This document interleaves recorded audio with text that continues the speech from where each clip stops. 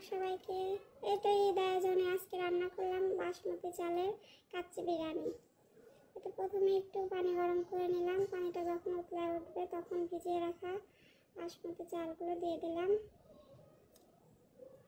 একটু নেড়ে চেড়ে ঢেকে দেব। হালকা একটু ফুটায় নেব, বেশি না।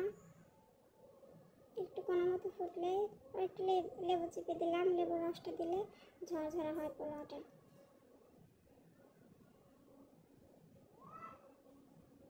তো ফুটে গেছে, পরে পানিটুকু নিয়ে নিলাম। পরে একটা প্যান বসিয়ে তেল গরম হলে পেঁয়াজ দিয়ে ভেজে নিব। হালকা করে ভাজা হয়ে গেলে সব মশলা দিয়ে দেব। জিরা বাটা, আদা বাটা, রসুন বাটা সব কিছু দিয়ে ভালো করে কষায় নেব। মশলাটা যত কষায় নেওয়া যায় তত ভালো। মশলাটা কষায় নিলাম।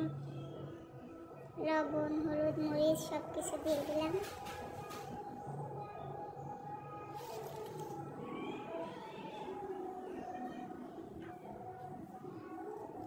একটু পানি দিয়ে দিলাম যেন মশলাটা ধরে না যায়। মশলা হালকা কষানো হয়ে গেলে একটু টমেটো কুচি দিয়ে দিব। একটা টমেটো কুচি করে নিয়েছি, তার থেকে সামান্য একটু দিয়ে দিলাম। কষানো হয়ে গেলে ছোট ছোট করে কেটে রাখা গোস্তগুলো দিয়ে দিলাম। একটা গরুর গোস্ত ছিল, ছোট ছোট করে কেটে নিয়েছি। একটু মশলা গুঁড়ো করা ছিল, সেটা দিয়ে দিলাম। গরম মশলা আমি সবসময় এভাবে গুঁড়ো করে রাখি, এটা ভালো একটা টেস্ট আনে রান্নাতে।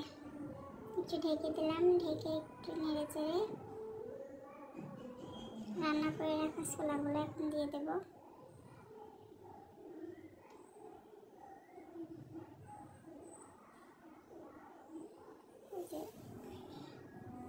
ছোলাগুলো সব দিয়ে দিলাম।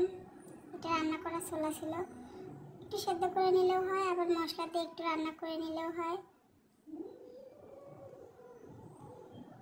একটু ঢেকে দিয়ে একটুক্ষণ কষায় নেব, মশলাটা যেন ভিতরে ভালোভাবে যায়। একটু ঝোল ঝোল করে একটু ঝোলও দিয়েছিলাম পরে।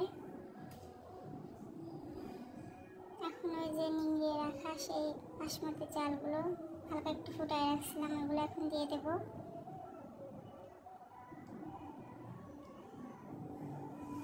একটু নেড়ে চেড়ে দিয়ে যেন পরে লেগে না ধরে, এটা সবগুলো দিয়ে দিলাম।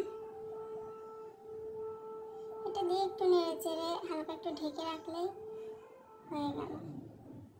এভাবে রান্না করলে অনেক মজা লাগে। আমি 2বার রান্না করছি, 2বারই মাশাআল্লাহ অনেক মজা লাগছে। হালকা একটু গরম পানি দিয়ে দিলাম, বেশি না, হালকা একটু দিলাম, কারণ আমার চালটা তো আগে থেকে ফোটানো ছিল। একদম লো আছে দিয়ে ঢেকে রাখবো। ঢেকে রাখলে এটা ভাপে হয়ে যাবে। তারপর একটু পানি দিলাম, একটু লেবু চিপে দিলাম।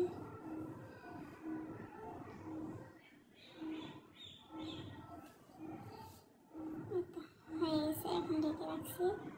উপরে একটু ঘি দিয়ে দিলাম, ফ্লেভারটা ভালো আসবে। আর পোলোয়া, বিরিয়ানি এগুলোর মধ্যে ঘি দিলে আলাদা একটা টেস্ট। এই তো রান্না শেষ।